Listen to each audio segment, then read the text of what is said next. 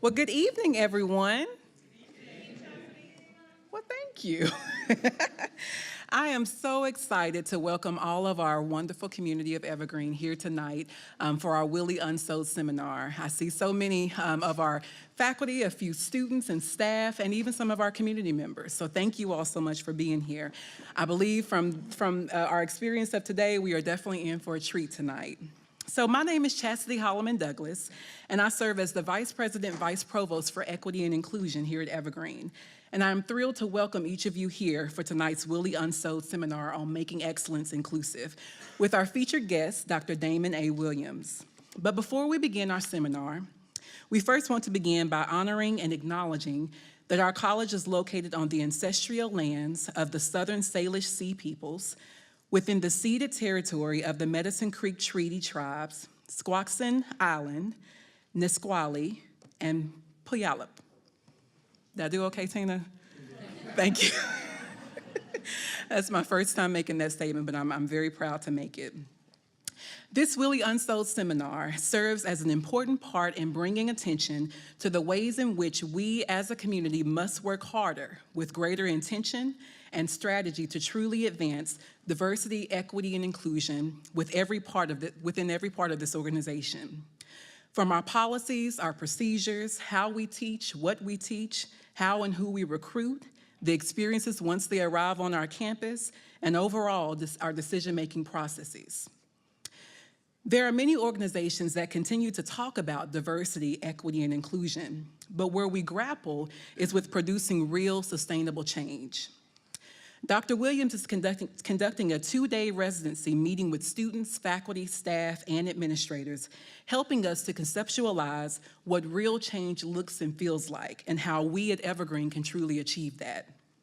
So we're here tonight to begin our learning together of how we can transform our organizational culture to make Evergreen more inclusive and equitable and overall a better place for all of us to learn, work, and live, with inclusive excellence as our guiding motivation. Tonight's seminar is a part of our Willie Unsold seminar series. So I want to tell you a little bit about who Willie Unsold was. As a founding faculty member of the Evergreen State College, Willie embodied the spirit of our institution. Its emphasis on student-directed learning, interdisciplinary programs of learning, collaboration, and personal responsibility. Willie's enthusiasm, his celebration of the intellect, his kindness and gentle humor, and his eagerness to challenge the status quo, which is what we do here at Evergreen, are just a few of the wonderful qualities that made him a model teacher, mentor, and friend. He always dedicated himself to his life's passion and mission, challenging people to treat each other better. The Willie Unsold seminar is endowed as a living memorial in honor of Willie Unsold. And to make tonight even more special, we have with us here tonight one of Mr. Unsold's sons, Regan Unsold, who I'd like to invite up to share a few words in the spirit of his father's legacy.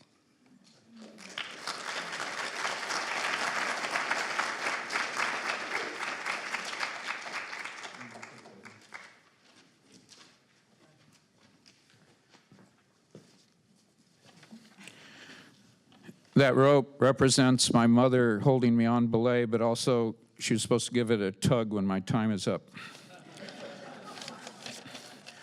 So I want to echo the acknowledgement of the indigenous people on whose lands we gather here tonight. And I also want to acknowledge the ancestors of all of us who are also here with us in whatever form. I want to acknowledge my mother, Jolene, who is here with us tonight, and to thank her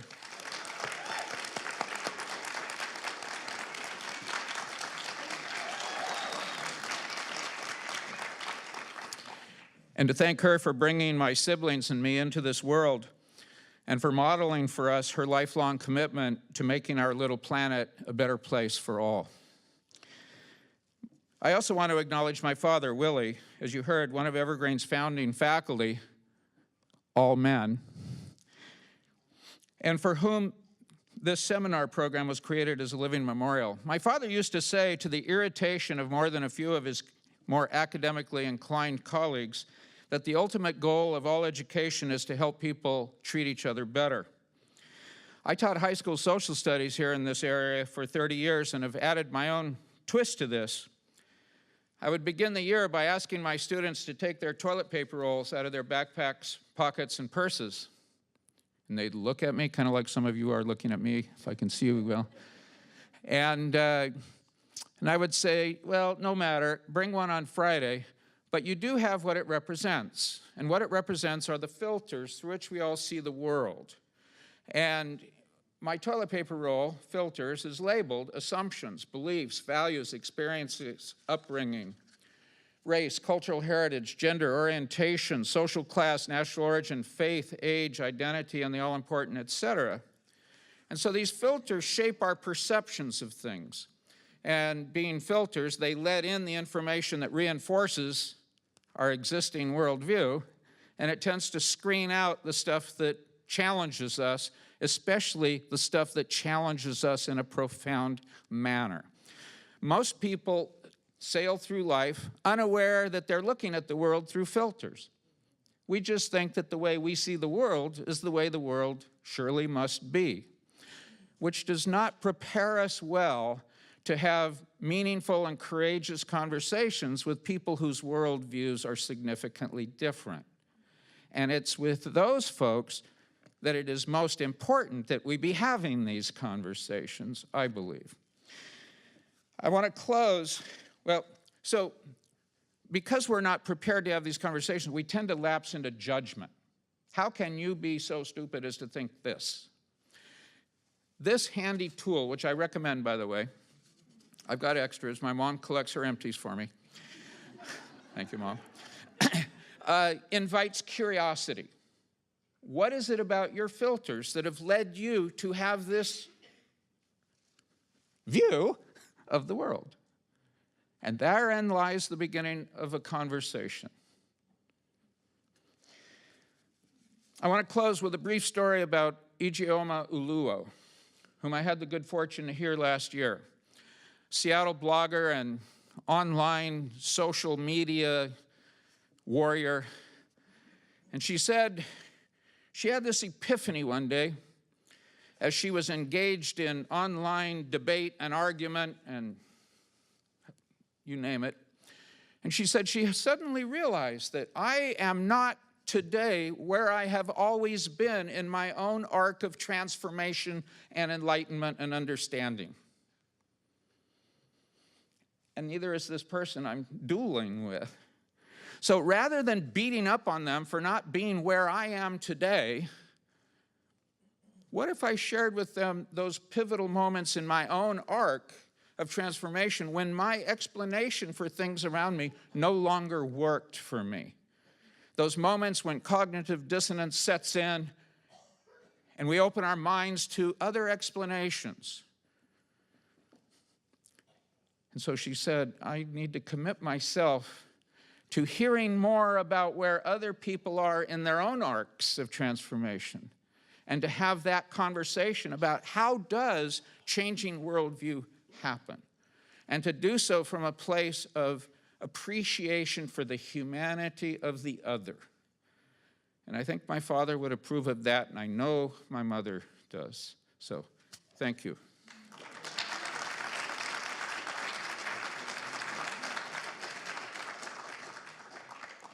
You all, after that message, we can just go on home. That was wonderful. Thank you so much.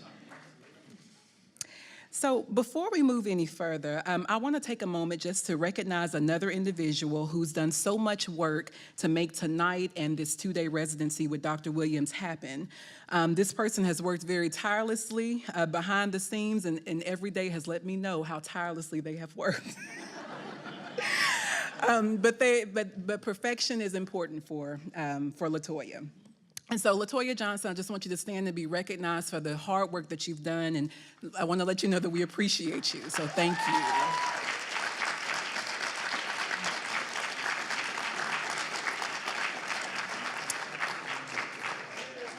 There she...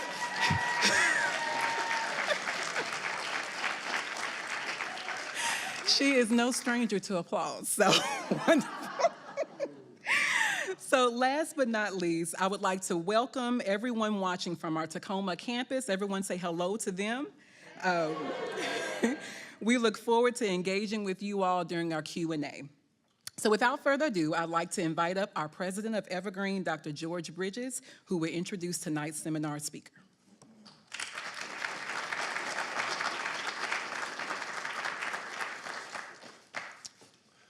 Good evening. This is great. I am honored to be able to introduce Dr. Damon Williams tonight. He is a spectacular speaker. Some of us had a chance to hear him today. And it's particularly relevant and important for him to be here tonight with us and describe and cover some of the issues that we all know are important. Evergreen is a college where eager and curious minds seek to engage, challenge, and interrogate really complex issues. And we're not afraid of complexity. We embrace it with constructive dialogue and debate and reason. We are people who are inventive, ambitious, open-hearted, open-minded. We're not afraid of the complexity our world faces. And yet, as we heard earlier, our world is changing very rapidly. New generations, new advances in technology that seem to continue endlessly, an increasingly diverse population, and new generations of people who bring new values and ideas, new ways of communicating, and new passions and purposes for their lives. And we seek here to create, as Dr. Williams would say, a big tent where everyone will be learners and who will thrive and feel welcome and safe and will grow and develop. He brings tonight an incredible, ambitious career, beginning with a doctorate at the University of Michigan, and he's had serious, significant administrative appointments at the University of Connecticut, University of Wisconsin, and is now developing this leadership academy that will change the conversations about diversity across the country. He is the architect of the idea of inclusive excellence, a model that says to really embrace in any organization, whether it's a college or a business or a university, to embrace this diverse and ambitious population of students, workers. We must create that big tent. And that's what we're doing at Evergreen. We can learn from him.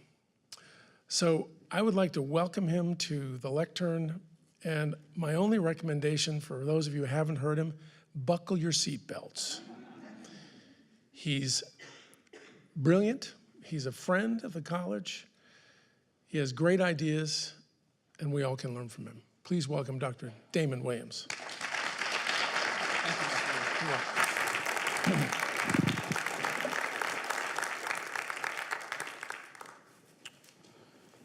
Alrighty. Let's see here. Dun, dun, dun, dun. Dun, dun, dun. Dun, dun, dun. Almost. Hold on. Ta-da! My first win of the evening. Success with technology.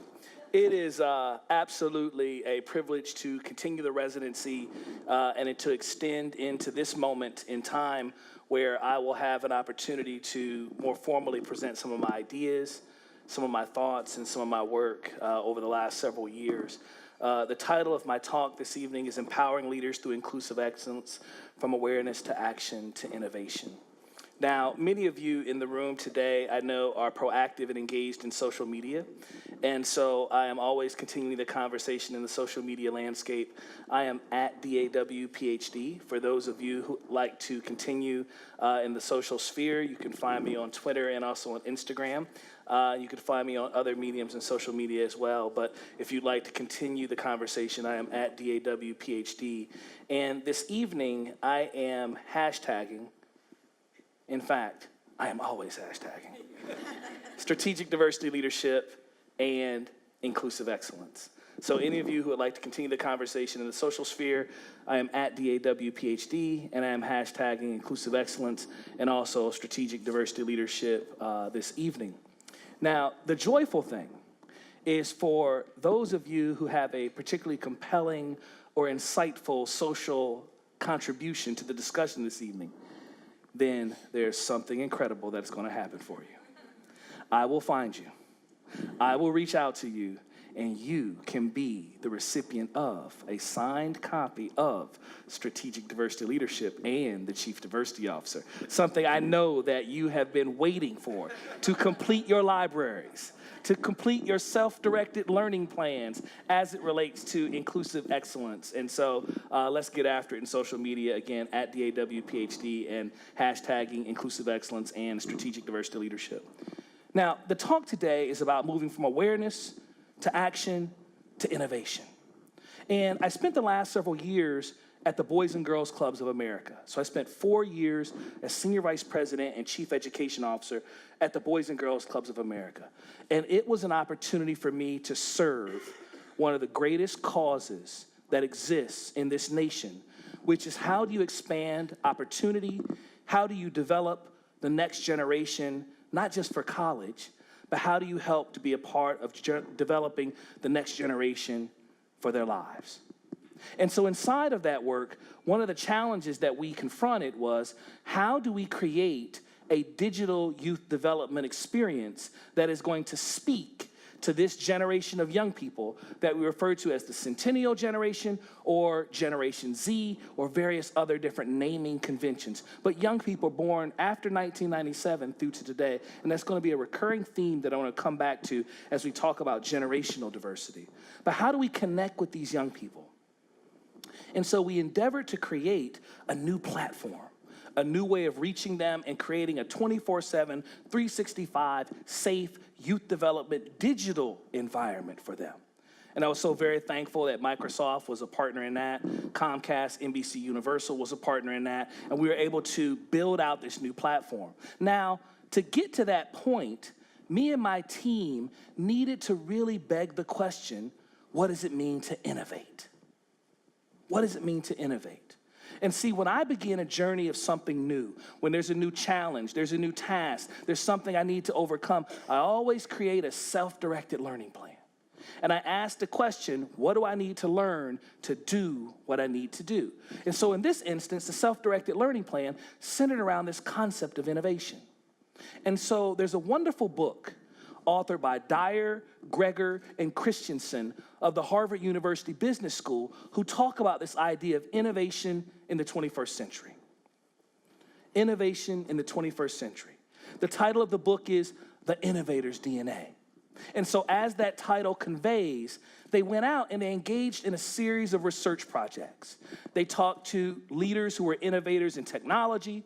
They talked to innovators who were leaders in innovation in K through 12, in higher education, in big box retail, that were innovators across all various different sectors. They said they talked to innovators that were innovators in government, but I don't believe them because I don't think there's any innovation that's happening there. But they said they talked to innovators across every single walk of life.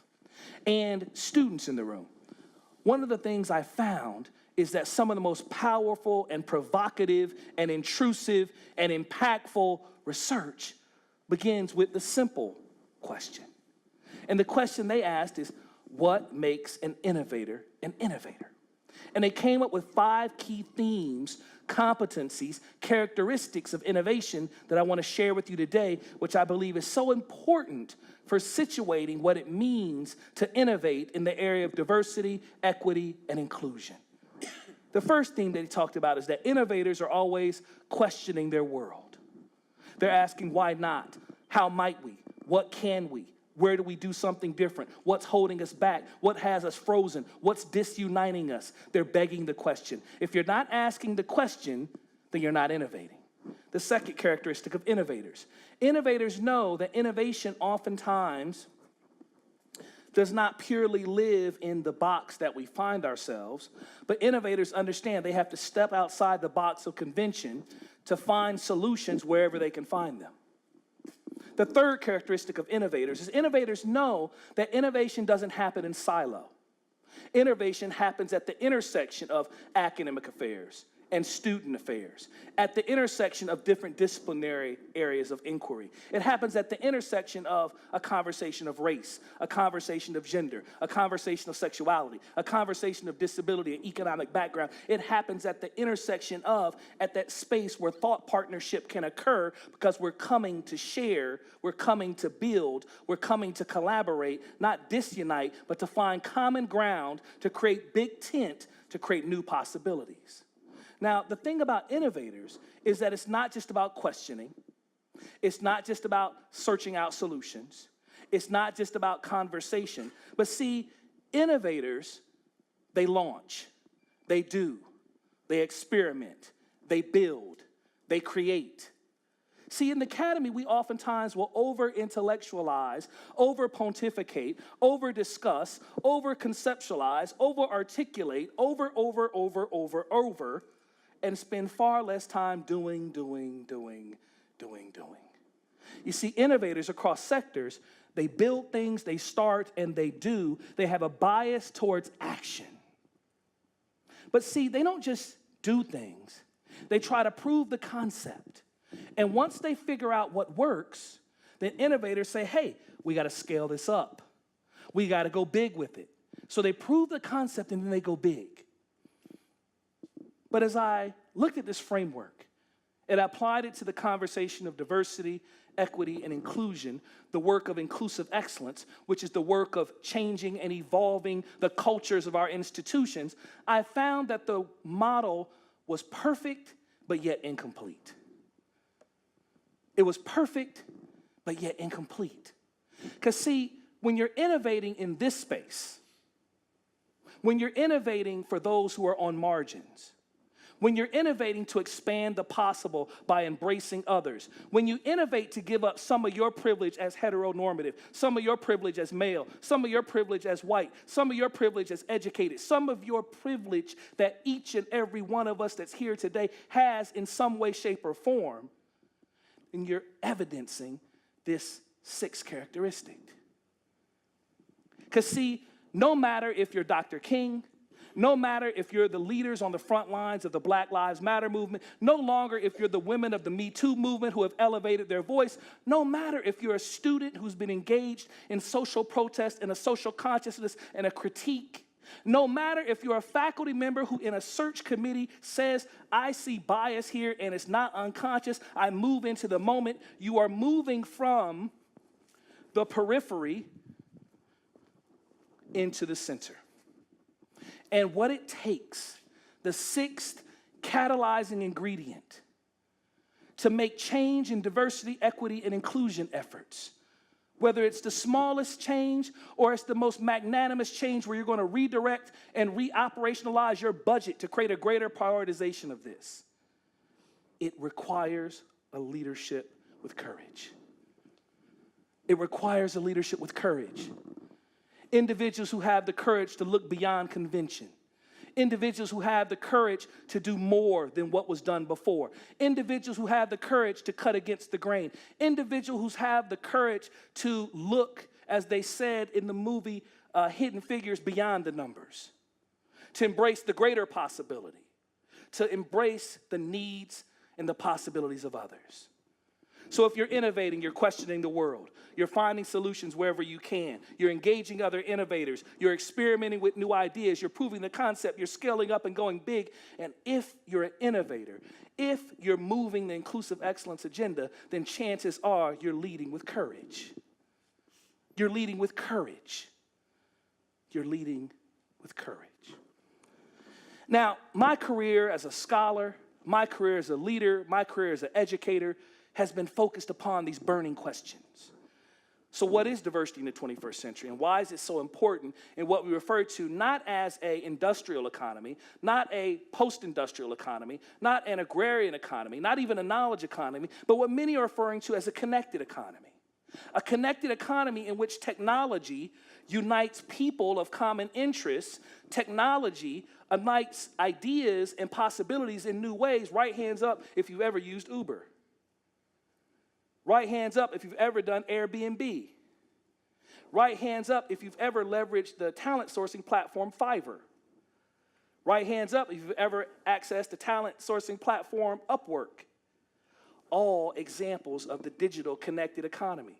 Right hands up if you ever bought something from Amazon. Right hands up if you know Amazon owns Whole Foods. The connected economy. The world in which we live in today. A world in which individuals are empowered and emboldened to lead, to create, to provoke in ways that never existed before. A first-year student can come here and create something that can send ripple effects of change around the world in the world we live in today. The connected economy. How do we engage in this broad agenda of diversity? And at the same time not lose sight of the unique group needs of women and the incomplete representation of women at all levels of leadership.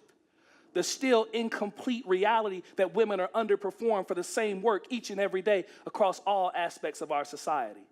The reality of the incomplete work that each and every day there's those who are otherly abled in our communities, at our institutions. They are referred to as an invisible minority, but indeed they're the largest bounded social identity group who's diverse. A big tent that also recognized the still not recognized and incomplete acknowledgement of the full humanity of individuals who live and lead and love and express gender across a spectrum that becomes more fluid with each and every day. Individuals who recognize not just the big tent of diversity and inclusion, but the challenge that we see, I believe, an epic challenge of our time, which is the fact that we're losing boys of color daily in this country.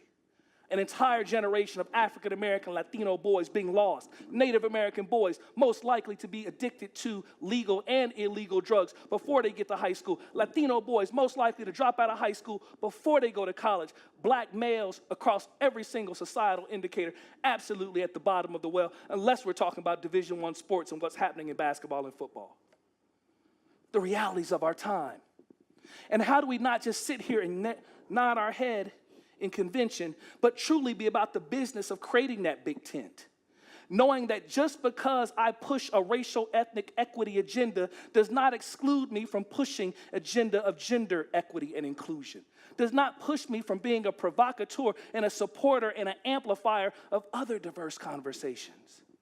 Because see, this inclusive excellence agenda is not purely about a racial equity agenda, but it is about that agenda. It's not purely about a disability agenda, but it is about universal access. And it's about how we create the both and conversation. Not allowing ourselves to be fragmented and to fall apart, disunited as this nation is becoming more and more. You know what I'm talking about.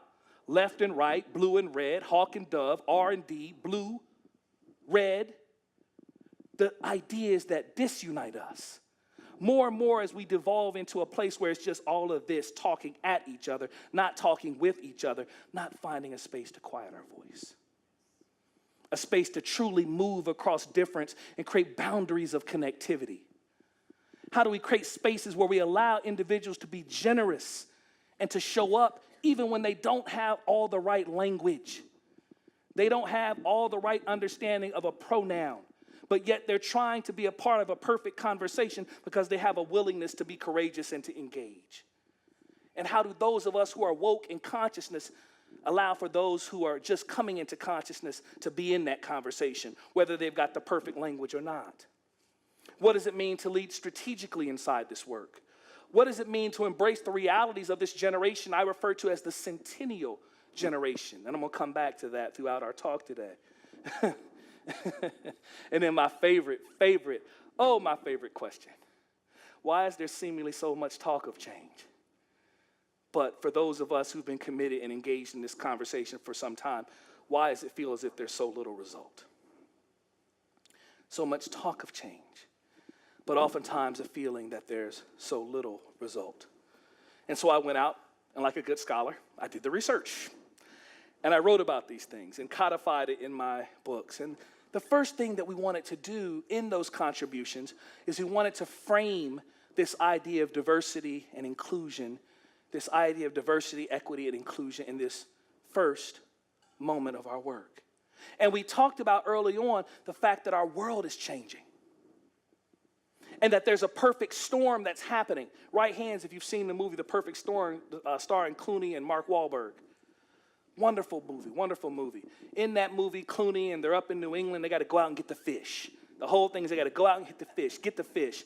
And they go out fishing in these big fishing tugboats. They go out to get the fish, and they encounter this storm, what they refer to as this perfect storm, because there's all these different storms that have come together and created a superstorm.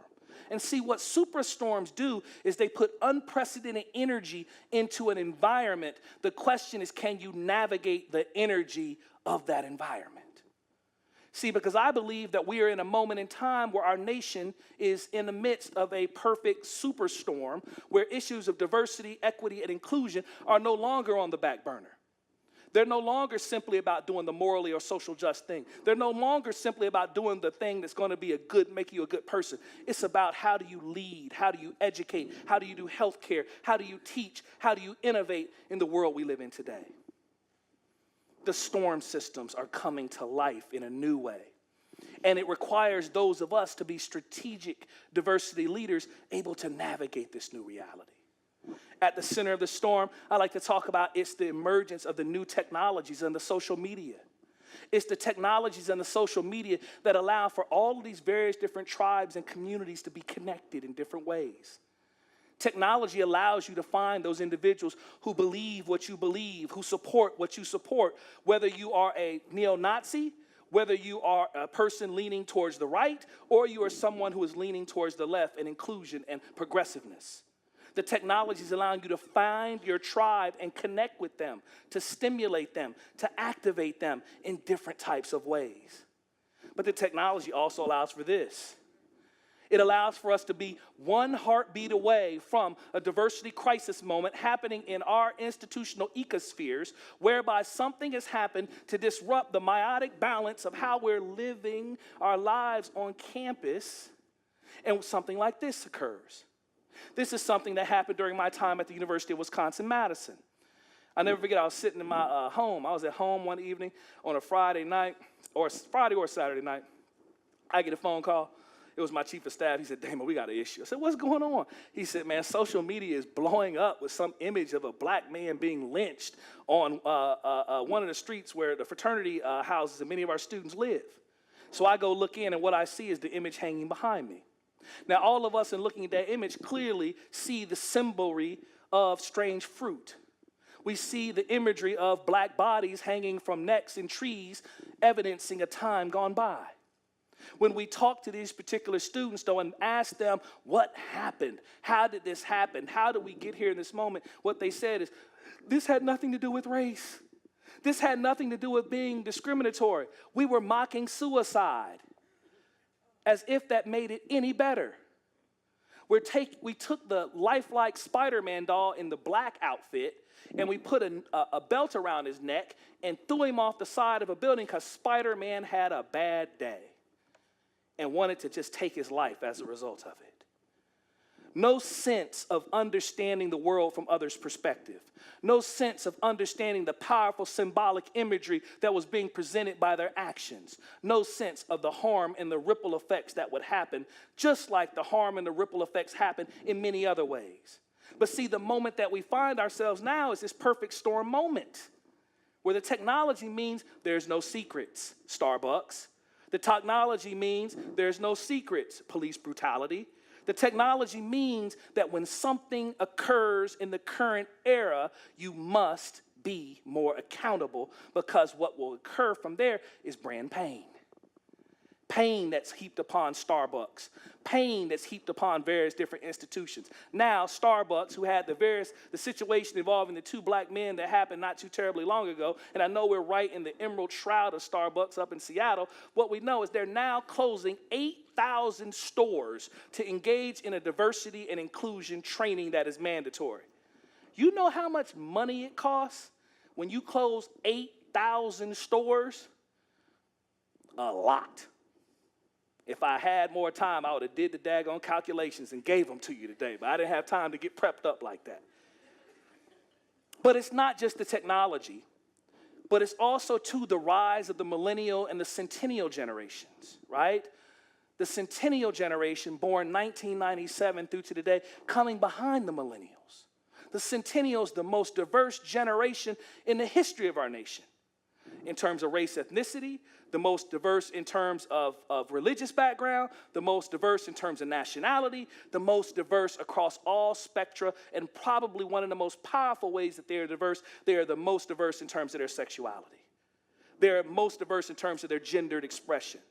We conducted survey research at the Boys and Girls Clubs of America on thousands of teens, suggesting that perhaps as much as a third of this generation that we were collecting data from was LGBTQIA or somewhere where they were fluid and trying to understand who they were because they would not express it in the survey. Powerful. A generation that will be so large and so burgeoning in their size that they will pass, in many ways, the size of the baby boomer generation. And they will become the most influential generation of our time. Also ushering in this new moment. But also, too, it's the emergence of a global knowledge economy. It's the fact that any individual empowered by technology can find and source global talent anywhere in the world to do a different task. I have editors in South Africa. I have videographers in Bosnia. I have animators in Pakistan. And they operate on a principle of $5, $10, $15, $25. I've never spent more than $150 to get massive different things done globally. A global economy, in so many ways, elevating this discussion.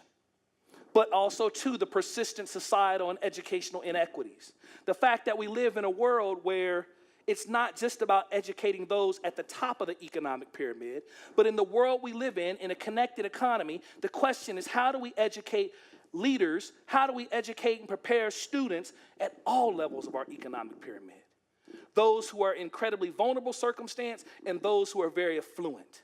How do we prepare them to be leaders in this economy? Everybody requiring some form of post-secondary education. But it's also not just these dynamics, but it's another one that's also powering and elevating this conversation. And it's what we see playing itself out so prominently with our 45th president. And how our 45th president has ushered in a new era, in many ways post-Obama era. Empowered in so many ways, continuing this dialogue around diversity and inclusion, but not moving it toward participatory democratic possibilities, not moving it towards those who are vulnerable, but leaving no stone untouched in terms of engaging in a negative way all various different types of diverse groups. The world we see right before us, what I refer to as a Trump-lash. An interesting and compelling part of President Trump's leadership is that where President Obama was the first to run for office using digital technologies and leveraging the connected economy, President Trump is the first to lead and govern using digital technologies and the connected economy. He is our first social media president. And as a result, there's a consistency and a pervasiveness that seeps in with his ideology and with his thoughts each and every day, which is shifting lots of different dynamics in this country as we continue to lead and to engage and to move forward in various different types of ways. A world in which there's a resurgence of activism. Unprecedented levels of activism in our communities and on our campuses at a level that we have not seen, hearkening back to the 60s. A level at which we've not seen. I can remember sitting back and looking at the horror across that was happening in Virginia, in Charlottesville, Virginia. Right hands if you saw what happened in Charlottesville, Virginia. The horror of what happened in Charlottesville. I remember sitting back and looking at that with my wife, and my mouth hung. I was aghast. How could such a thing be happening in 2018? My heart went out to that administrative team. I knew leaders that were there. There was no way they could have been totally prepared for what would happen. My heart went out for the president who was castigated the days after, the chief of the police, the chief diversity officer, the student affairs team, as everyone was Monday morning quarterbacking what had happened and what had gone wrong. But the reality is, no one could have thought that in 2018, such a set of dynamics could occur. But we have to understand that we find ourselves in a different moment. The zeitgeist is tipping in a different way. And the critical importance of creating these types of countervailing spaces is that we have to stand in the breach to that movement in the wrong direction to ensure that we continue to move towards a participatory context of inclusive excellence. And so I am a person that doesn't just see things and look at them. I am a person that tries to innovate. And so it was in that moment in time that we were getting ready for the launch of the Inclusive Excellence Tour. And we said we were going to host an Inclusive Excellence Webinar Summit event. And roughly 4,000 leaders were touched by that summit event that we hosted 2 weeks after seeing what happened at Virginia. I literally, the next day, figured out how to do a webinar and started email communicating out. 700-800 leaders joined me. We touched about 3,000 to 4,000 leaders across the country. And in preparation for that, we went out and we wanted to understand the moment of what we were seeing across the country. And so we consulted the data from the Southern Poverty Law Center. And we looked at their data, which indicated that hate crimes and hate groups in our country at an all-time level. There's Pew data which indicate that the entire feeling and the mood in our country is shifting not towards the positive and inclusion, but is shifted towards a dark place.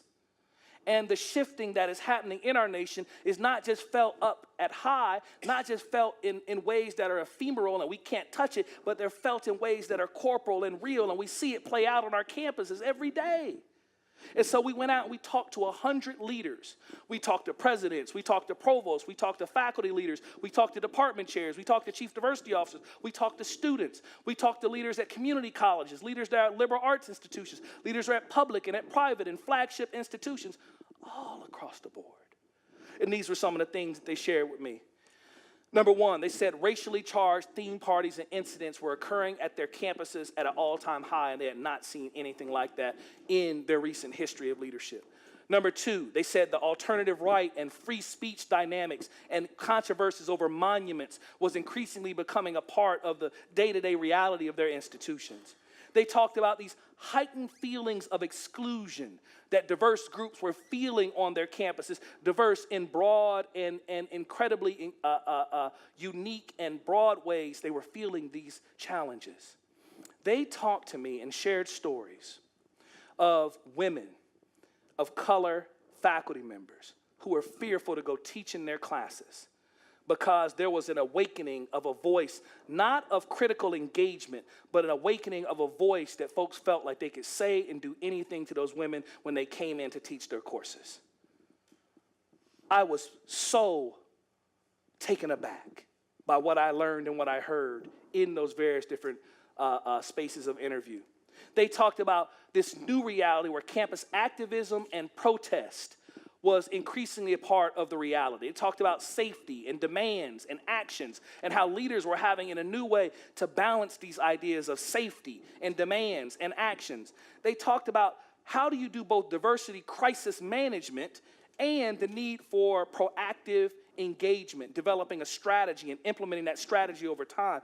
They talked about their fear that there were impending policy shifts that would leave no group untouched in this era of Trump, in that it was touching DACA, it was touching Title IX, it was touching race-conscious admissions, it was touching how OCR would create an envelope of protection for equity in our nation. They talked about these things. They said to me, Damon, I have never more had to be helping my president to figure out what the message was going to be about the crisis moment du jour. I have never more had to try to help individuals to figure out how to navigate this moment as what I'm feeling and what I'm experiencing today. They talked about these things. And they went on and on and on talking about this 24/7, 365 world of no secrets where tribes are being connected, both that lean towards the right and lean towards the left, and they're being activated in prominent and provocative ways. We look at what's going on in our country right now. Can we give some love to the young people who have been participatory and showing up with the Never Again movement? Can we give some love to them? And inside of their engagement as young people, teenagers, participate in this movement and talk about what's going on with gun violence in our country, they're evidencing who they are, not as the digital natives, but as the digital intuitives. They are the only generation who would be willing to go on TV, to talk about their experience, to be naked to their pain, to share that with the world, to tweet it, to put it on Instagram, to put it on Facebook, to put it in the digital world. They're the only generation that would have done that because they're built a little bit different. The way they connect with technology and storytelling and being present is a little bit different. But what is the same is when you're courageous, Black Lives Matter movement, when you're courageous, Me Too movement, when you're courageous in terms of elevating a conversation when things go bad. H&M, how many of you saw this advertisement that came out? It was an advertisement that came out showing an African-American boy with a green sweatshirt on, and emblazoned across the front of the sweatshirt said, quote, "Coolest monkey in the jungle." And this was a part of a global campaign. In 2017, how does such a thing happen?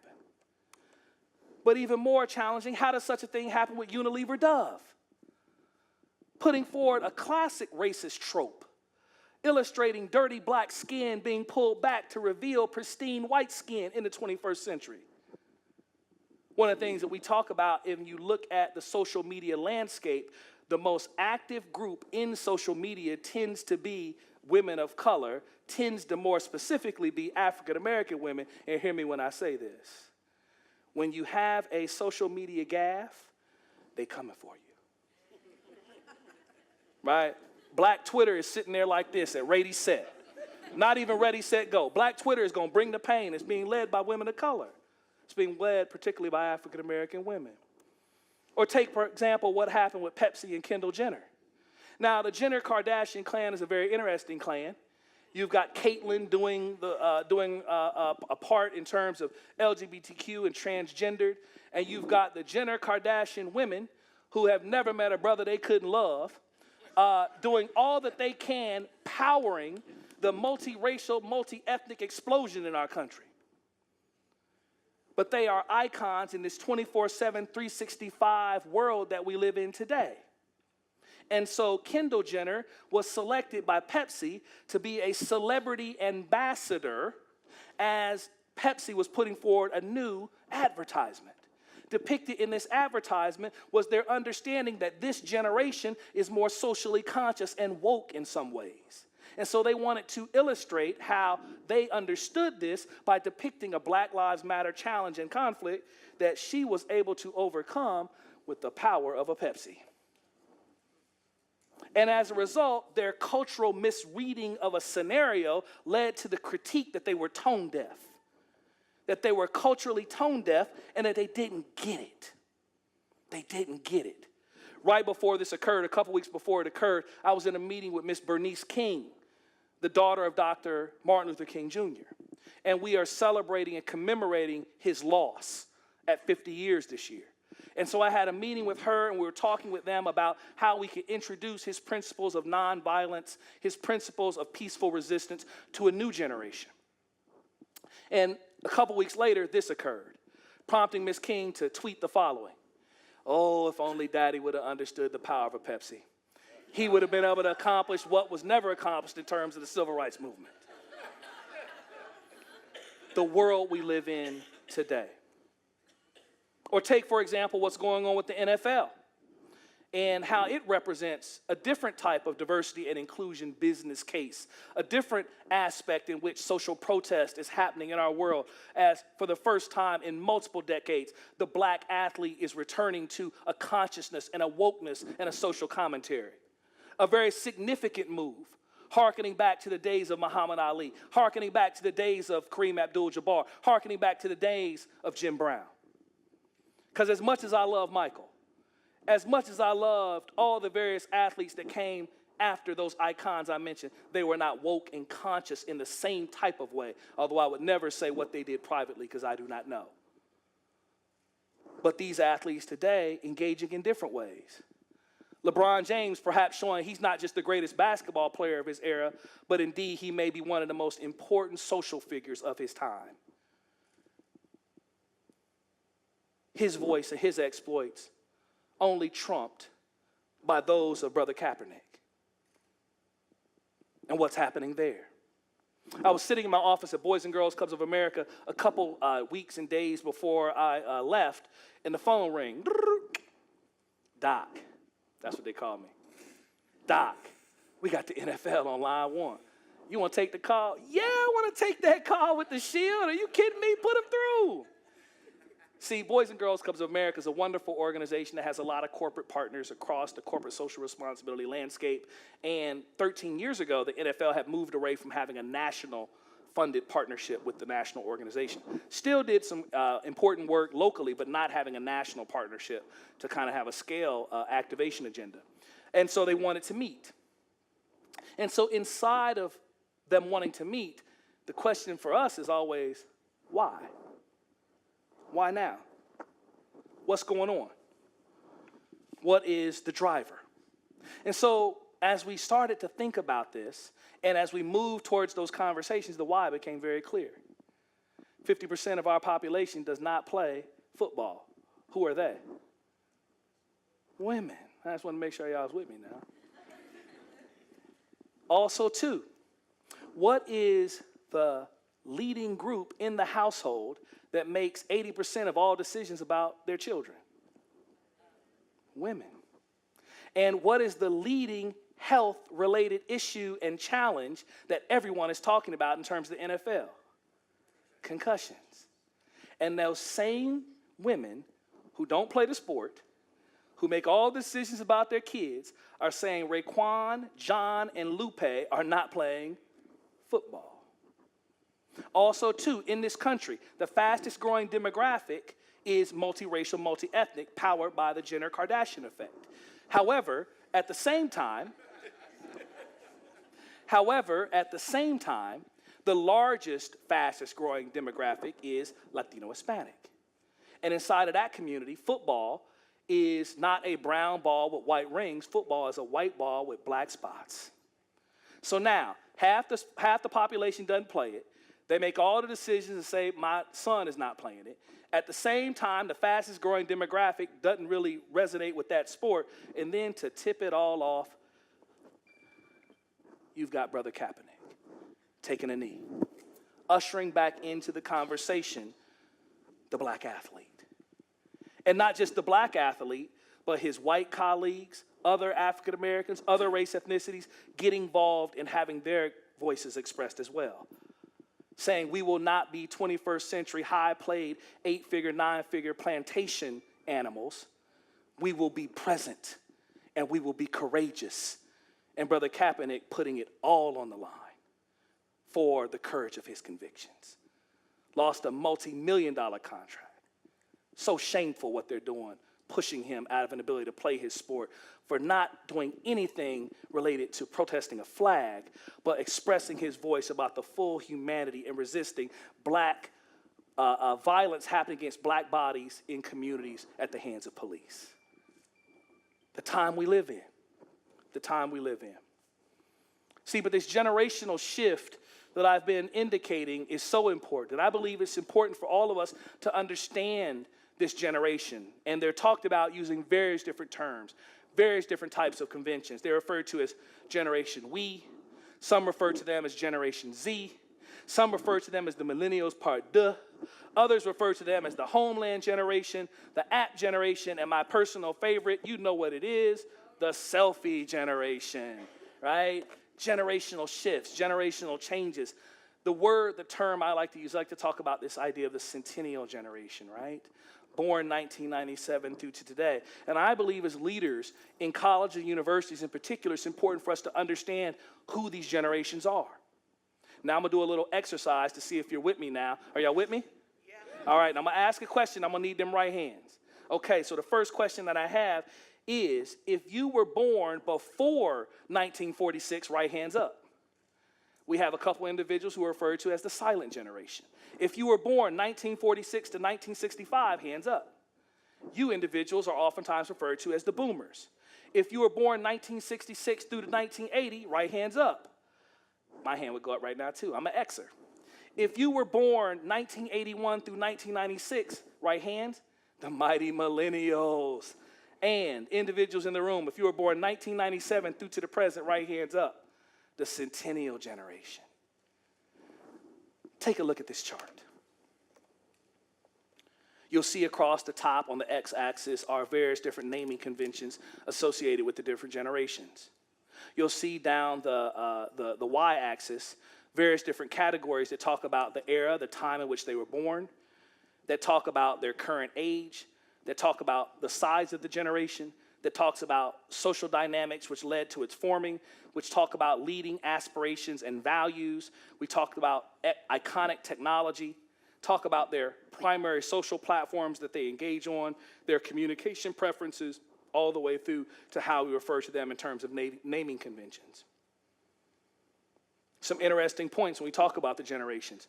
You can see the incredible size of the boomers, but you can already see that the centennials are right there at 69 million. And they're going to continue to grow, and they're going to surpass in terms of size.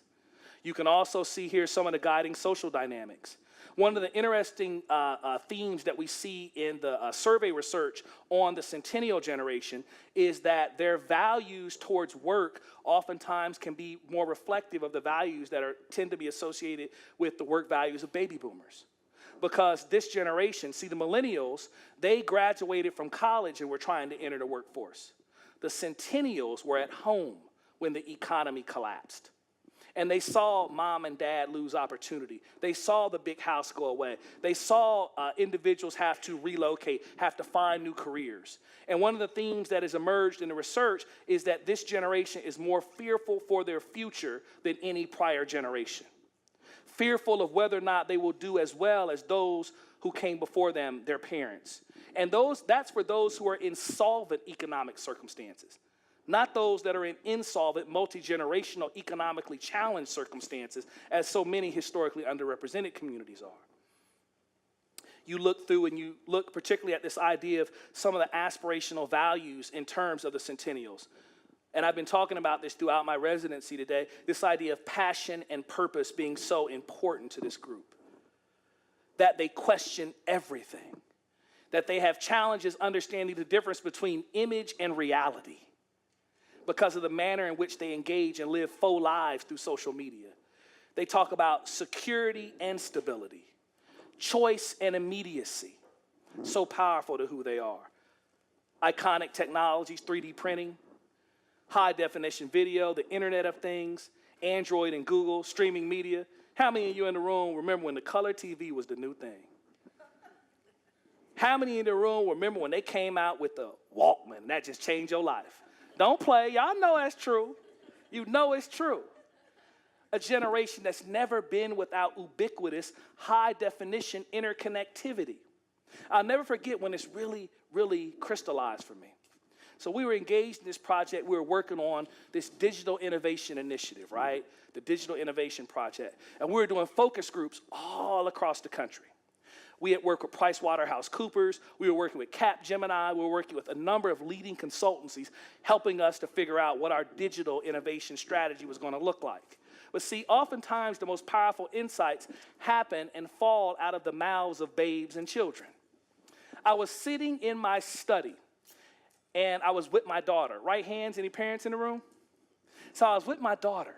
And so I was with my daughter, Warner. And Warner Williams is the absolute light of my life. She the reason I'm going to be on the red eye tomorrow night trying to get home so I can make her French toast at about 9:30, quarter to 10 on Saturday morning, because that's what we do.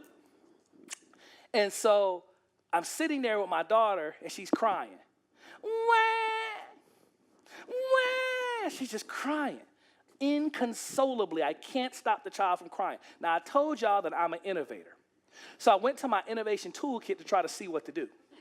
So my first move in the toolkit was I was like, Keisha, what do I do? That's my wife. She was like, Damon, figure it out. You're smart. I then go to my second move in the toolkit, right? I was like, is it time for a binky to work? That wasn't working. I said, is it time for a change? That wasn't working. I said, was it time for a feeding? That wasn't working. I went to all my moves in the toolkit. Now, I told y'all I'm an innovator. I searched and reapplied a solution that didn't live right here. I took a solution I had seen work for somebody else, and I applied it to my current context. I took my little knee. I put the child on my knee. I start bouncing her like this because my father-in-law and my wife can bounce the child into submission. Next thing you know, she's not crying. She's asleep. Shit didn't work for me. Didn't work. Didn't work at all. But then something magical happened. She took her little hand and she went like this. She went like that. What'd she do? She swiped at 2 for the first time. She swiped. She swiped at 2 years old. And it was so powerful when she swiped. Now, when she swiped at 2, I didn't quite know what was going on. But she went from crying to beaming because she was captivated with the technology. At the time, in the clubhouses, we were teaching technology to the kids. This is what's called a mouse. This is how you turn on a computer. This is how you navigate in a screen. This is how you open this program. She's 2 and she swiped. We were teaching 10 and 12-year-olds how to use computers like that. Needless to say, we were out of step with our learners in the clubhouse. Thank you, Microsoft, for funding that first curriculum, and thank you for funding on the second curriculum. And so inside of that moment, it still didn't all the way occur to me. Flash forward now to where she is. My daughter's now 4. Now, she has her own iPad. She has her own unlimited data pack, the Verizon 5 million. When I first saw that data pack show up on the bill, I was like, Keisha, what is this? She was like, this is Warner's data pack. I said, oh, okay. Now, if I go to the child and try to get her iPad, because we have to monitor the screen time, or if I try to do something with it or situate it, she looks at me with those pretty brown eyes, and she says, no, no, no, Daddy. Warner pick you what she want. Right? She then takes her little 4-year-old finger, and she hits YouTube Kids. And she swipes through until she finds the content that she wants to choose. Choice. She then consumes the content. Content of the day tends to be somewhere between Peppa Pig or Pete the Cat, or ongoing favorite is always Mickey Mouse Clubhouse. She then consumes that content until a time when she no longer wants to consume it, then she chooses again. Now, the child not only does that, but she will go to select the music she wants to listen to. She loves Adele, Rolling in the Deep, and The Wobble. Go figure. We're driving down the street, my wife and I, and she pulled a new one on us about two months ago. We're driving down the street, Warner's back there with her iPad doing her little thing, and next thing you know, we hear, hi, Nana. She's now figured out how to FaceTime. So now she has command of 3 different application platforms that she knows how to choose within, choose across, consume content dynamically, collaborate, communicate, interact until she doesn't want to. Voice, choice, access, driven by passions. See, these young people that my daughter represents are not too different from the teenagers, from the collegiates that are coming to our campus. They have always been educated. They've always been engaging in worlds where these technologies were present. And the reality of digital engagement is as follows. When you have access to high-speed digital connectivity all the time, that means a couple things. Number one, it means you never have to be alone. You are always connected. Number 2, it means that you can choose driven by your passions. None of us had that type of access to choice before. And yet we bring them to our campuses, and the question becomes, how do we engage them in ways that are consistent with this, but also, 2, how do we engage them in ways that pushes against the grain? Because not only are they the most digitally engaged generation ever, they're the most sedentary generation ever. Not only are they the most digitally engaged and sedentary generation ever, but they're showing indications that they're going to have more mental health challenges than any other generation previously. A new type of social psychological challenge emerging, we call that Facebook depression, social media depression, things that are being clinically diagnosed in millennials and centennials, and it's a new era of challenge. Now, more and more, we're talking about, for those of us in leadership, decision fatigue. It's the reason why you'll see leaders like Zuckerberg. You saw leaders before that like Steve Jobs. They wore the same thing each and every day. because they didn't want to waste any of their decision-making capabilities trying to choose what suit they were going to wear, what outfit they were going to wear, right? This new world, this new time. Boomers, digital neophytes, Xers, digital immigrants, millennials, digital natives, centennials, the digital intuitives. The platforms that they use.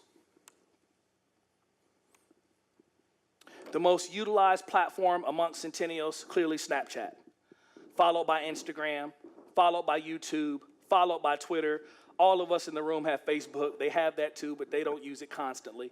The data, the number that you see indicates their level of preference, but also the platform they use constantly using Snapchat 46% of the time. Now, what's interesting is that in their lives, Facebook is a relationship catalog. Twitter is about real-time exchange and communication. YouTube's about digital stories. Instagram is about illustrating and telling the story of your 2% most aspirational life, not anything real. Snapchat is for real-life, authentic interaction with your community, with your tribe. These are who our students are, in addition to their diversity. Their diversity will send ripple effects of change in our society. Their digital intuitiveness will send ripple effects of change in our society. When I talk about inclusive excellence, I talk about this idea of how do we have an agenda that, yes, focuses on issues of access and equity, how we're working to diversify and to ensure success across groups in our institutional environments, but also what are we doing to create an educational context where we're preparing all of our students for this diverse and global world? Because those examples, those case studies that I gave that were Dove, those examples, those case studies I gave that were H&M, those examples, those case studies that I gave that were the NFL, the reality is that inside of those rooms, there may not have been racial, ethnically, or diverse individuals across multiple different identity backgrounds. But the more damning thing is that there were people in those rooms with Tier 1 MBAs, Tier 1 liberal arts degrees, and none of them had a sophisticated, culturally relevant lens that allowed them to make a culturally relevant decision inside of that context. But this is the joyful thing. We're educators. And we have the possibility within us to create curricular and co-curricular opportunities for our students to develop those 21st century skills that are necessary. But to do that, we've got to ensure that we have diversity in our faculty, that we're infusing diverse ideas and concepts into our curriculum and our research agendas, and that we're creating inclusive campus environments that individuals come to these spaces and feel as if they can be safe and they have a sense of belonging and connectedness, that they can engage in multiple ways such that they can thrive on our campuses. See, Maslow's hierarchy of needs, you can't get to the 21st century skill development if you don't feel safe and included and sense of belonging and engagement in the environment. And that's the challenge that we have for inclusive excellence. It's how we move that agenda forward. One of the actions that I've taken to be a partner in that, and it was mentioned in my bio by the president, was creating this new National Inclusive Excellence Leadership Development Institute, which focuses on how we create intentional leadership development moments that prepare leaders for this complex world that we find themselves in. A virtual Jedi Academy for leaders. A space for individuals to develop their skills and abilities to know how to do these things. See, because there's a lot of conversation that's going on across our institutions, across the nation around unconscious bias, unconscious bias, unconscious bias, unconscious bias, unconscious bias. Wasn't none unconscious about what happened to H&M? Wasn't none unconscious about what happened at Dove? And the reality is, oftentimes, there's nothing unconscious about what's happening on our campuses. It is conscious and it is deliberate. And the question for us becomes, if we're trying to create experiences that are going to be important and powerful in developing leadership skills and abilities for our executive teams, for our deans, for our faculty, for our staff, for our students, it's going to require us to use a pedagogy that is doing more than just discussion-oriented. Because, see, discussion does not build courage. If you go back to that innovator's toolkit that I talked about, questioning the world, all types of different things, the 6 key characteristic was courage. See, awareness does not make you courageous. Awareness makes you aware. It's having the ability to pull an action, to pull a tool, to know what to do when difficult moments happen that allows you to have the courage to act. And you can't develop that absent a leadership, a training, a curricular experience that is high impact. I'm talking about case studies. I'm talking about role plays. I'm talking about simulations. I'm talking about reflection, about what's going on and making meaning of it and knowing how it translates to our lives. I'm talking about engaging with things that are very difficult to do, so that when you see the bias happening in search committee, you know what to do. When you see the dynamics happening in a classroom, you know what to do. And how do you do that with active coaching? Developing an anticipatory mindset about the world and the campus and the community and how we're trying to change and evolve it. How do you have a toolkit to help you to develop skill to be able to move in different types of ways? Simon Sinek, the noted author, talks about this idea of the golden circle, that every leader knows what they're going to do. Some leaders know how they're going to go about doing it, but the leaders that really inspire, the leaders that change the world, the leaders that move an inclusive excellence agenda, they're driven by why. They know why this is important. They don't have to struggle to find their words. Each of us should be on a self-developed journey to understand our why so we can act more prominently in the what and the how.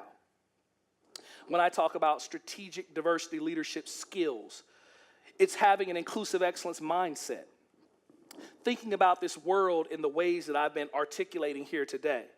But it's not just that, it's having a cultural intelligence.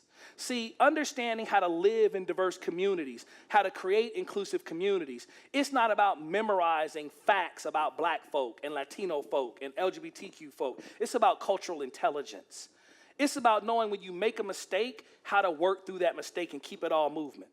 I was walking through, if you know anything about me, you know I refer to folks, and I've done this forever. Thank you, brother. Thank you, sister. Well, that don't work no more in the world of gender pronouns. I didn't do that. I came up with that before gender pronouns, and it was an expression of my belief that we are all a part of a united, connected humanity. But now, in the world we live in today, I was walking down the street, and somebody said, it was one of your students here, and I said, oh, thank you so much, brother. And the response that came back is, actually, a sister. I said, well, thank you so much, friend. And I kept it all moving. But it's having a cultural intelligence to know that there was a gaffe made, but it wasn't intentional, but you keep it all moving. You're learning, right? And so that's something I'm going to have to work on. I don't want to work on it because I want to embrace you as my brother. I want to embrace you as my sister. I want to embrace you as my human, my friend, my connectedness. But I got to work on that. It's being able to make culturally relevant decisions. It's knowing how to innovate, as I've talked about innovation, and it's also knowing how to manage the diversity and inclusion piece, which is about Title IX compliance, understanding what's going on in terms of a classic kind of equity and compliance-based agenda, but knowing how to manage all these various different things. It's how we infuse diversity into the classroom. You know, one of the easiest tools that's in reach of every faculty member is, rather than allowing students to just choose their groups, randomize the groups. When you randomize the groups, you create the potential for what Scott Page refers to as cognitive diversity maximization. See, identities, race, ethnicity, gender, sexuality, disability, from Washington, from outside of Washington, those are all social identities. But there's this other aspect of identity that's increasingly becoming a part of the landscape, and it's this notion of cognitive diversity. See, cognitive diversity is defined as follows. It is your knowledge, it is your worldview, and it is the way that you solve problems. Your knowledge, your worldview, and the way you solve problems. And the more diverse your cognitive diversity toolkit is, when diverse cognitive toolkits come together, that's when greater solution building horsepower happens in teams. And so it's an easy way to just randomize by randomizing in a course to create that possibility. Kicking off courses with diversity-themed relationship building games that allow for us to take a quick 20 minutes at the beginning of the class to start jump-starting relationships. Adding inclusion statements into syllabi, and having a dedicated portion of the class that talks about what this inclusion statement means for learning in the classroom. Creating diversity-themed word problems. There was some magnificent and creative work that was happening at University of Michigan, where they were taking the calculus courses, rewriting the word problems and making them more culturally relevant, creating a new type of stickiness for diverse groups, and seeing statistically valid differences positively for underrepresented groups because they just rewrote the word problems. becoming hyper aware of who you ask questions and how, challenging students to go out and to research if there were diverse contributors to a topic, creating applied learning assignments that challenges students to make meaning of real-time, complex diversity issues, leveraging social media tools to create greater types of connection, educating ourselves on the basic isms that exist across various different groups. These are self-directed things that we can do very easily to activate inclusive excellence in our classrooms. Real-time, anonymous taking of a pulse of what's happening in a class. Not waiting to the end of the course, taking a pulse of the culture and the climate by just handing out cards, asking individuals to anonymously fill them out in the midst of the course. These are easy, low-hanging fruit techniques that don't cost anything. They're not that difficult to do, but what it does take is an intentionality to do them. When I go to various different types of campuses, I'm oftentimes met with the following. We are struggling with campus diversity. We have a diversity plan, but is it enough? How can we turn the corner? Where do we start? How can we make a difference? Can you tell us what to do? Can you help? Save us, Obi-Wan Williams. You're our only hope. Now, the thing I always say is there's no magic inclusive excellence pill. It takes systems of accountability. It takes systems of incentive. It takes systems of infrastructure, and it takes an allocation of resources. The thing that I say is diversity plans can't breathe without air. Accountability, incentives, infrastructures, and resources. My last major webinar hosted on January 31st, we touched 10,000 leaders across the country. The title of that webinar is Diversity Plans Can't Breathe Without Air. Air. And so as you move forward and ultimately crystallize further your diversity plan, ask the question, does it have air inside of it? Because there's no magic inclusive excellence pills. The reality of it is that we want the success curve to look like the blue and the red, but the reality of it is that it's going to be difficult, it's going to be entrenched, and it's going to be more the yellow and the green.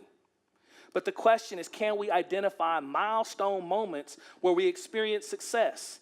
And that doesn't mean we don't continue to keep pressure on ourselves, pressure on our leadership to make things happen faster, but it does necessitate the need for us to have a real, authentic understanding of how difficult change is. And that the glass is going to be, yes, half empty and half full at the same time. Now, I do consider myself to be a Jedi, wise and powerful in the ways of the Force. And I did come here to help you to overcome the powerful, resistant forces of change that I know that you have encountered as it relates to leading and guiding change agendas and transformation work at your campus. And as a result of that, I wanted to bring to you some of the wisdom of Master Yoda. And he said to me the following: strongest is the culture with this one. Colleges and universities are most resistant to change. Nebulous and multiple goals they have. Decentralized environments are prevalent. Shared governance, it confounds the greatest of leaders. Faculty and staff, they live long in the life of the campus. Conflicting ideas regarding diversity and excellence persist. Loosely coupled systems make the future difficult to see. Ritualistic and symbolic are their planning efforts, not focused on real change and deep transformation. Difficult will be the process of transforming culture. Difficult will be the process of implementing campus-wide diversity. Difficult will be the process of implementing inclusive excellence. Strong you must be in your resolve. Proceed forward with caution. Thank you. Thank you. Thank you. Thank you. Thank you. I think we've got a chance for a couple questions. So I'd love to take a couple questions before we do the book signing. Questions from anybody, and I ask you to come to the microphone so we can make sure that we capture the questions for the video feed and for leaders at Tacoma to hear your question. And we will also go to Tacoma to hear questions as well through the feed. I have no idea. Yes, there's a microphone in the back right there, and then Awesome. one in the front. So. Hi, I'm Madison, she, her. I was just wondering, you spoke a lot about inclusivity in this space, and there were 4 people at the lectern and no one introduced their pronouns, and so I didn't feel like that really helped this space, and I was just wondering why. Yeah, great question, and I appreciate the question. I think that each and every person has to come to their own space of wanting to authentically voice their truth and their selves. And a part of that is introducing your pronouns. And I think also, too, leaders are coming from various different parts of the country and different spaces where pronouns is just becoming a part of the identity of how we communicate. And I'll be very honest, I like to be very naked, very naked. Pronouns has grown so big quickly. But make no mistake about it, this is a Pacific Northwest thing. This is a California thing. It has not moved ubiquitously across the country. I don't say that with any sense of it's not the right thing to do. In fact, I think it very much is. What I'm saying is that each individual, once they get their comfort with using them, I think they will. I can't speak for anyone else why they did or did not. For me, it was no sense of trying to take away a humanity and a full expression of anyone. It was just that I don't use pronouns in that way. And honestly, if that leads someone to want to judge me because the quality of that small action, then I will continue to pray for you too, because I know the humanity with which I live my life. Yeah. Others. Oh, thank you so much. Thank you so much. Thank you. Others. Tacoma, got anything? Not yet. Yes. Thank you. Thank you so much. I want to ask a question about one of the last things that you said, which I really appreciated, about how when you showed that graph of the way we imagine change happening versus the way it really happens. Yes. And I think this is a perpetual challenge for educators at a college like this one. It's a very idealistic college where I feel, one thing I love about students who come here is they're very impatient for change to happen quickly. Yes. And so how do we, and one reason, I mean, just swipe and you can make change, right? Like your daughter. So what do we do as educators, given the fact that this is an important piece of knowledge, that diversity takes time and commitment, but it's also can be very difficult to accept, and especially if you're a young person eager to see change happen as quickly as a swipe. So I wonder if you could just say something about that. It's a powerful insight that you level. I think probably the majority of us in this room at different points in time had a different type of understanding of maybe how easy or how difficult it was to accomplish change. You know, a bit about my background experience, I was a student that was taking over buildings. I was a student that was working aggressively as an undergrad to change the name of my alma mater from the Miami University Redskins to the Miami University Red Hawks.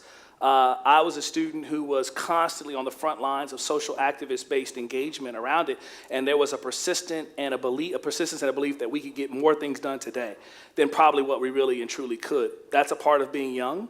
It's a part of being ideological, but it's also a part of being innocent to the ways of the world, and there's a part of that I want to love and I want to embrace, and I want that to remain as long as we can, that innocence.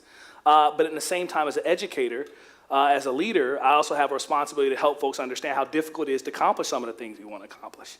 And that absent exigent forces that make your institution change, they generally don't, right? Massive exigent forces. Hurricane Katrina hit New Orleans. Tulane, University of New Orleans, and Dillard changed radically. They were having all these conversations about whether or not they should continue the engineering program at Tulane. Hurricane Katrina hit, knocked out the building. Now we're no longer having that conversation. Exigent forces have made the decision for them, right? We know that when the law changes powerfully and intrusively, we have been talking about how do we create more gender protection of women on our campuses regarding sexual predatorship and what was happening in various different dimensions in terms of date rape and various other dynamics. Nothing was moving fast until the Dear Colleague letter came from President Obama, putting new exigent energy into the conversation, forcing us to say we will be committed, not only in word, but in action and in deed, right? So absent powerful exigent force, oftentimes we don't move fast. because the culture of our institutions operates in ways that are very similar to what I was orating in terms of Master Yoda. The model that's behind me is a model of organizational change. At the outermost rim of the model, it talks about this idea of organizational cultures. The outer rim of the model is referred to as the geospatial dimension of the culture. There's a classic scene in the movie Do the Right Thing where Spike Lee is in the pizzeria. He's in an all-Italian-American pizzeria, but all the customers in the pizzeria are African-American, Latino, Hispanic. He looks up on the wall, and he says, yo, why aren't there no pictures, no brothers on the wall? Because all the pictures on the wall were of Italian-Americans. He was commenting to the geospatial dimension of culture and how it includes and excludes. Changing the geospatial dimension is actually pretty easy. It's where we put the Rainbow Center. It's where we put the Multicultural Student Center. It's, are our walls clear and glass, or are they opaque and you can't see through them? All those are easy dimensions of culture to change. It's who do we have up on the walls? Do we create murals of inclusion, of diversity? Or do we only have the founding individuals who are the first presidents, the first trustees of the institution? That's easy dimension of change to move. But as you continue to work through the model from the outermost level to the innermost level, then you start talking about what are our new traditions of diversity and inclusion? What are our new symbols of diversity and inclusion? One of the things I like about this residency and what we're doing is how do you continue to build upon this and continue to create new traditions of inclusion where it's not diversity that's getting attention when it's negative, but diversity and inclusion getting attention when it's positive. How do you take this moment and not just have a speaker in a residency and have institutional conversations, but how do you elevate those on the campus who are already doing the work? Faculty who are doing the work, students who are doing the work, staff who are doing the work. How do you create a new tradition that creates that new idea of possibility? And at the core of culture, the most difficult part of moving our institutional cultures, this is the thing that fundamentally holds us back. It's the mental models and the assumptions that our leaders, our students, our faculty have about diversity and inclusion-related work. It's not recognizing the full import or the possibility of having diverse faculty, because you still see diversity and maybe see deficit, as opposed to diversity and maybe see grit and resilience and overcoming obstacles. And so how do we grapple with that mental model? And that is all about creating intentional leadership development moments, training, as it were, for faculty, for students, for staff, curricular, co-curricular, opportunities to really engage using that more deliberate practice I talked about before. So I believe I hold on to and want our students to hold on to that innocence, but in the same instance, I want them to understand the complexity of it. And the last thing is I want our students to be a part of helping us to build the solutions together. Not where faculty are over here, administrators are over there, students are over there. We have to do this work together. And that's the only way we get to the other side. Yes. Questions from anybody, anywhere?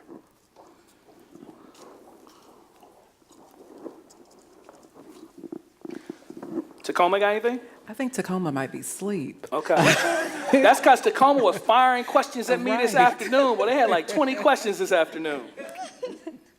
My name is Jeanette Smith. I use she, Yes. her pronouns. And I got a quick comment and a quick question. A quick comment is the slide you had about generational, the different generations.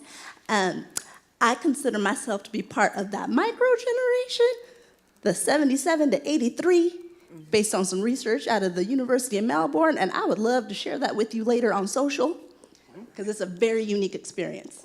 Okay. And then my question is, when you were talking about diversity initiatives that need air, and you were specifically talking about resources, can you talk a little bit about what those resources might look like or what those resources are? Sure, great question. And so the first thing I'll say is in terms of generational conventions, generations is an inexact science, and it gives you snapshots into a possibility of what may be going on with a group of people in a particular time. And so there's always different ways that people look at it. But more importantly, in terms of your question around AIR and kind of how do you do it, a couple things I believe are important in terms of accountability. We talk about accountability a lot, but in higher education, we don't generally have very strong systems of accountability. It's just not a part of our DNA institutionally in terms of what we do. There are several different techniques that I believe are important for creating accountability systems institutionally and accountability systems at the individual level. One of those approaches is the degree to which we create a public accountability, a tracking, a monitoring, a reporting, a conversation around what it is that we're doing institutionally in terms of our diversity and inclusion framework of action. So each and every diversity plan that is developed, I believe not only should develop a plan, but you should also critically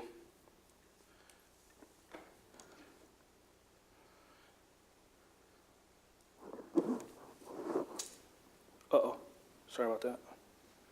You should also critically develop a scorecard, right? And so the model that's behind me, I talk about access and equity, multicultural inclusive campus environment, learning and diversity, diversity research and scholarship. So that is a scorecard reflected depiction of that triangle model, that pyramid model. So the question is, in each of those different dimensions, what are your goals? What are your strategies? What are your tactics? What are your metrics? What are your qualitative indicators of progress and success? This is a primary tool for creating institutional type of accountability. Now, the question is this: when you create that type of a system, what do you then do with that information? Are you just purely reporting it and relying upon the community to have that conversation around it? Or is there an implication for achieving it or not achieving it? For example, let's say that in a particular vice president had their aspect of delivering the plan, and there was a scorecard associated with it. After that end of the year, when there was an assessment and a review, what happens if they made good progress towards the goal, they made no progress towards the goal, or they killed the goal? What happens? It's inside of that you have a lot of different choices. Sometimes folks just make a public declaration, and they use that public shared covenant to create a different energy. Other times there's an implication in terms of budget.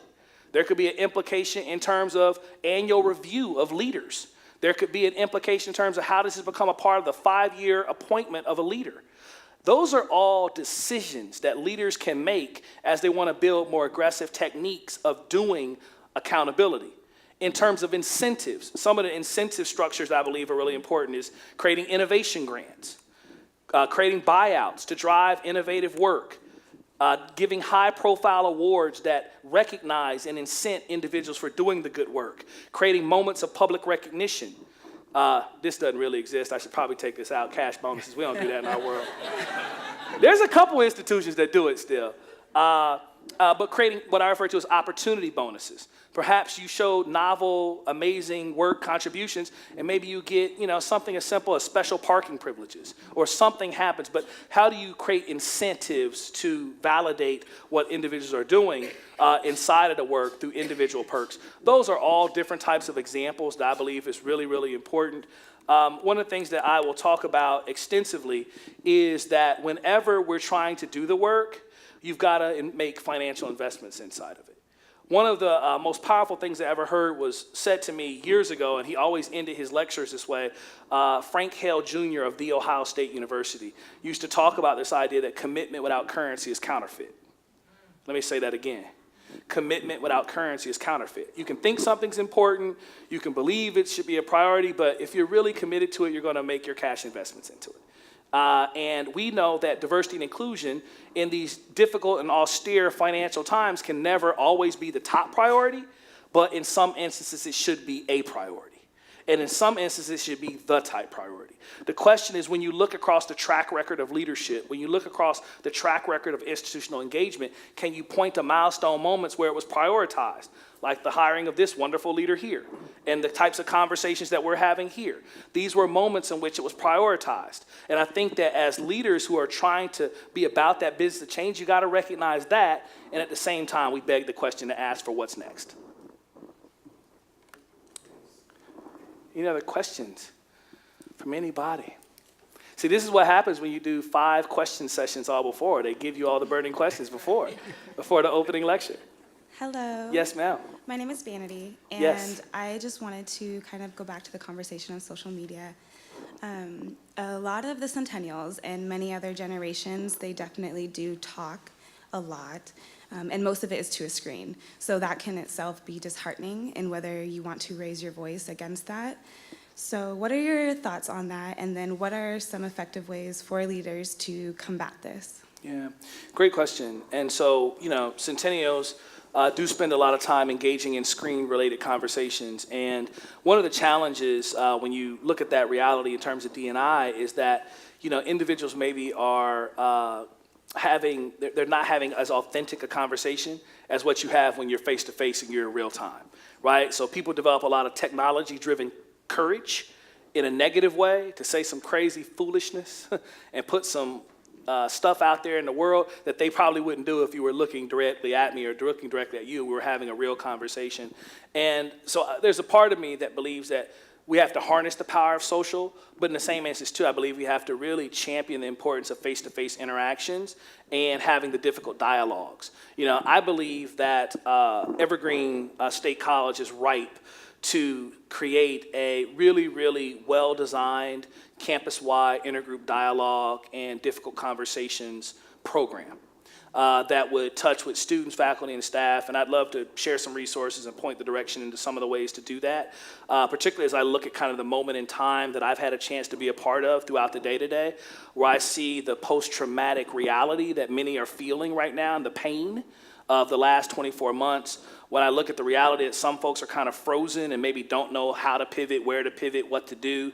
There's others that feel as if change is not happening. They feel as if their humanity and what they've gone through has not been authenticated. I think that it's a space that'd be ripe for some dialogue. And for me, that dialogue has to happen materially as opposed to happening in the social landscape. Although there are times and places where social engagement, I think, can help us to continue the conversation in meaningful ways. We just have to figure those things out. And we're at the beginning of learning how to do that as educational institutions and leaders. Thank you.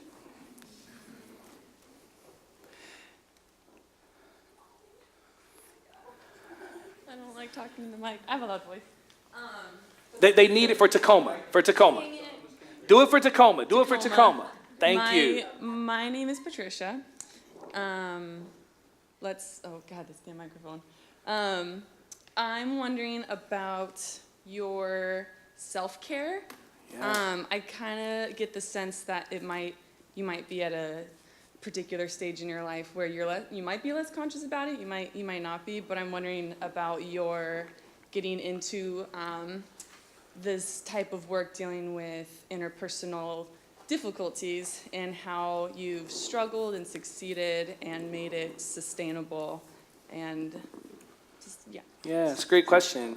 So the self-care inside the work, this work can burn you up and it can eat you because when you're engaging these types of issues and this type of work, at times there's a toxicity that you're exposing yourself to in very powerful ways, and you have to have ways of removing yourself from those spaces and detoxifying.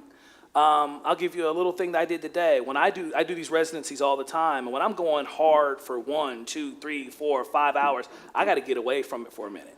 And so even today, I went out, I don't know if some of you saw me, I was just walking aimlessly around your beautiful campus for about 45 minutes. And it was a way of me knowing the type of self-care technique that I needed, which is to walk in nature.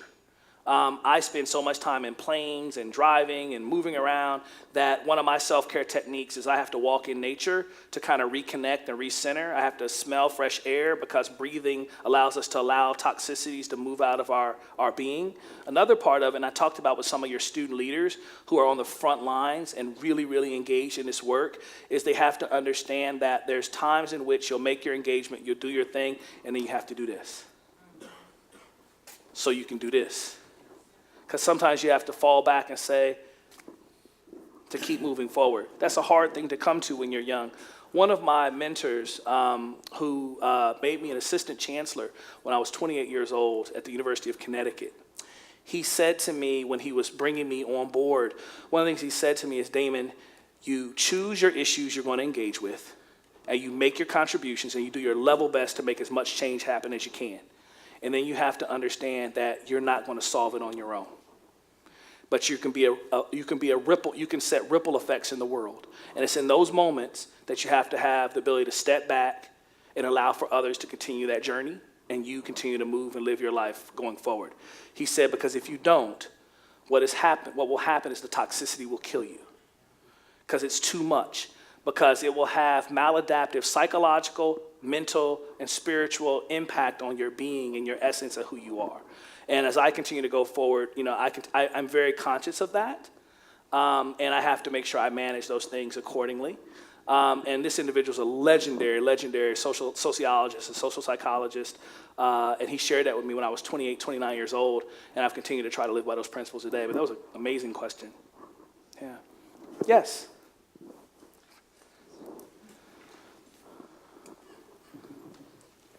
My name is Molly. I use they, them pronouns. And my question is, first of all, context. The picture of the Dove commercial where the black woman takes off her shirt and becomes a white woman. Like the full video of that was going through like several different iterations of that, a similar thing where the shirt comes off and they go through different ethnicities and races. And the whole idea was like, oh, our soap is for all skin types and colors and everything. But it was just poorly executed with that message. So my question is, how do we encourage dialogue and diversity while being forgiving of mistakes and oversights, even if it's a pretty clear oversight? Absolutely. A couple things. One is when you are, my wife is has an MBA. My wife created the national My Black is Beautiful campaign for Procter & Gamble. My wife leads multicultural marketing for Coca-Cola, right? When you are the tip of the dynamic of making that decision, just flat out, you can't make that type of bad decision. You get paid probably about $250,000 or more to not make that decision. And make no mistake about it, that the multi-million-dollar agency that you're paying probably retainer fees at a 6- and 7-figure level a month, they damn sure get paid to make a better decision than that, right? So a part of it is, I think that when you get to certain levels of leadership, you have to do better, or you're going to be held accountable for not, right? Inside of that, the other side of me says we all make mistakes, right? We all have misgaffes. And what they illustrated with this is that a universal insight that all individuals, can take advantage of their soap and all of our skin is beautiful. That universal insight was the right insight. But to your words, and you said it perfectly, the execution was wrong. And see, that's the problem. Sometimes we'll have the right insight, but our execution is wrong. And so their execution wasn't right because they didn't use appropriate culturally relevant decision-making techniques as they were building out the copy. And again, having known the marketing world, the branding world the way I do, that went through multiple different checks and balances. There's no way that should have ever. That type of depiction is one of the most racist tropes in soap advertising. If you know that arena, that's been present since the 1800s. There's no way that should have gotten to the light of day. But powerful question, and I agree with your insights. You're spot on.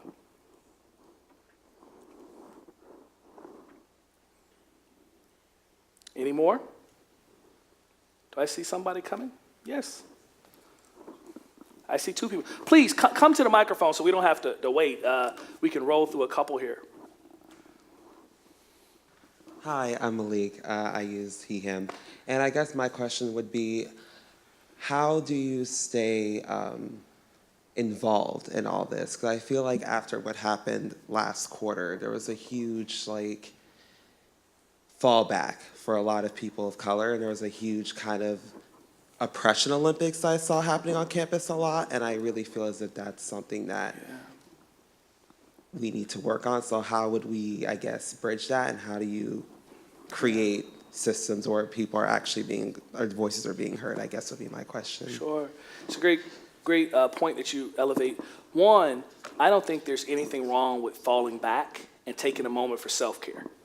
When you go through particularly traumatic challenges and things that you felt a lot of pain around, I don't think there's anything wrong with doing that as individuals. I honestly don't even think there's something wrong with taking an institutional moment to pause, right? I don't think there's anything wrong with that. But in the same instance, how do you come back to the conversation and how do you get it going? One of the concepts we talked about throughout the day today is, in what ways are we creating public spaces for individuals to engage in healing, to kind of work through what's been going on. Several of you in the room came to me in different times of my residency today, so I've interacted with probably over 100 leaders here on campus, and said thank you. This was healthy, it was healing, it was a chance to share, and so I think that hopefully this conversation we're having now is a part of that, but probably more needs to happen going forward. And so how do you create those public spaces for listening, for leadership to come and to listen, and for individuals who are citizens and individuals in the community to come and share, and for leaders to share, right? But it's sharing with the idea of how do we get better together, not sharing purely with the idea of how we're going to say, you did this wrong, you didn't do this, you didn't do that.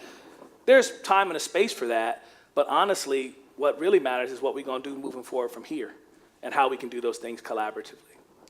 Yes. Yes. Hello, I'm Marlena. I go by she, her.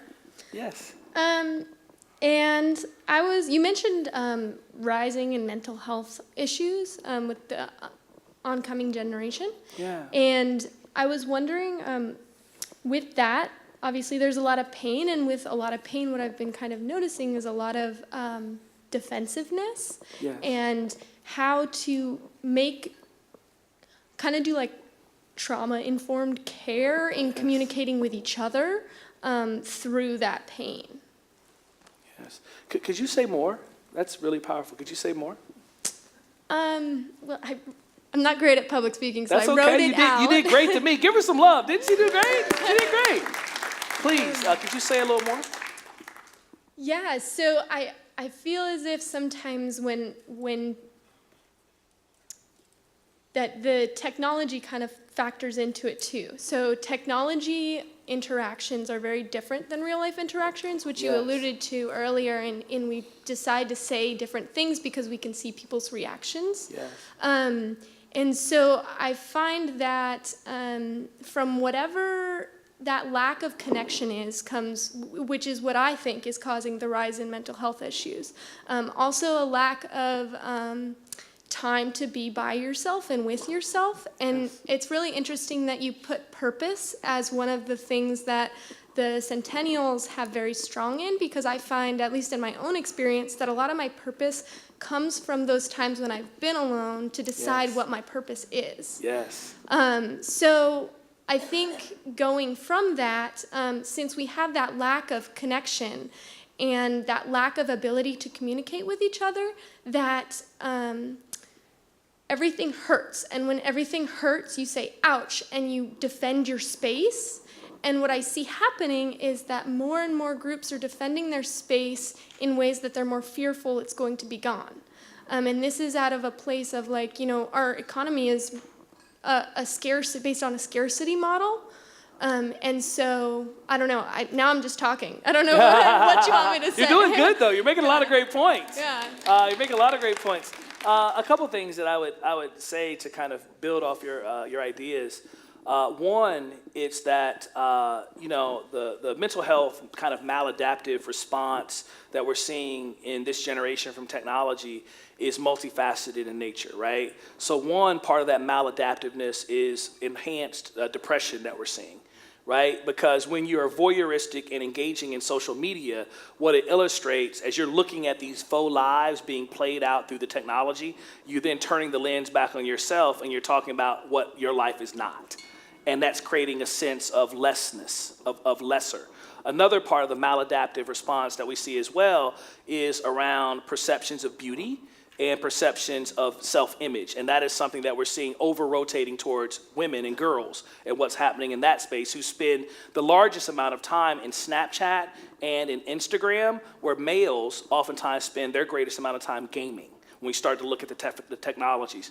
Another part of this as well, which becomes very maladaptive, is this idea that when you're engaged in social media-based stuff, then you are engaged in superficial thought versus deep thought.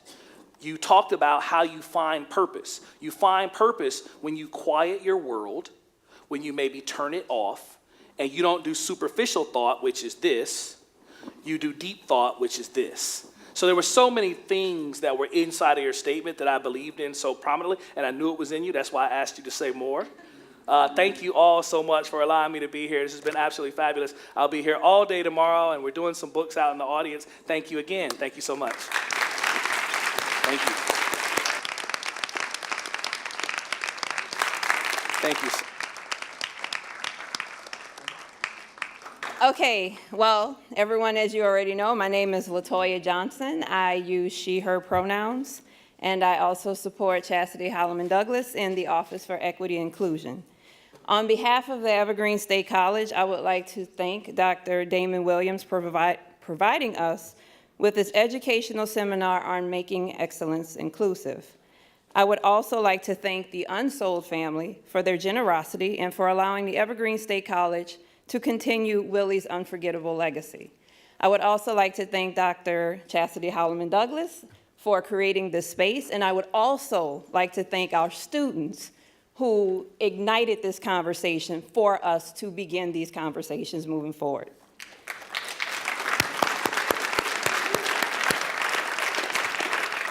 And other thank yous, I would like to thank the Evergreen staff who made this event possible. Aramark for catering, space scheduling, electronic media, Todd, our wonderful sign maker, you've seen all those signs across the campus.